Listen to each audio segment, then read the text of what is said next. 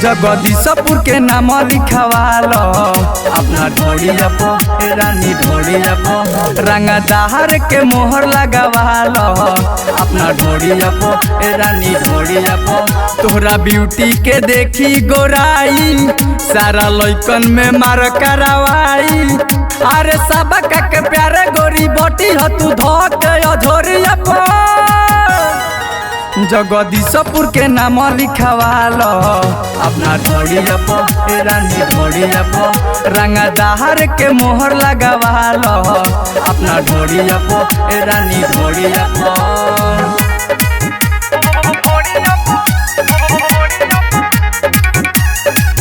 जगदीशपुर के नाम लिखवालो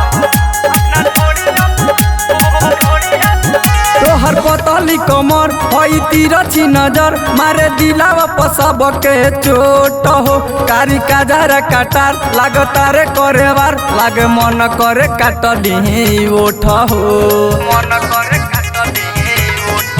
तोहर पतली कमर हई तिरछी नजर मारे दिलावा पसब के चोट हो। कारी काजर काटार लागतारे करे बार जाने मन करे काटली ओठ हो। कोनो नजर उठा के न ताकी एको अक्षर ना हो कर बाची चल खेला कइल जाओ गोरी बोरिया पो।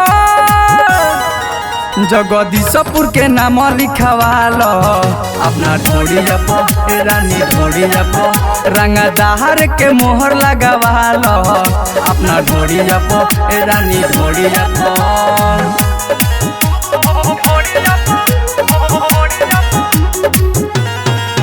जगदीशपुर के नाम लिखवालो हमर जिला जवार गोरी होवे रंगदार नम बाटे करम सहूर हो। कहे शिवम सनेही न छुई तो के कोई भागो जनी हमारा से दूर हो भागो जनी हमारा से। हमर जिला जवार गोरी होवे रंगदार नम बाटे करम सहूर हो।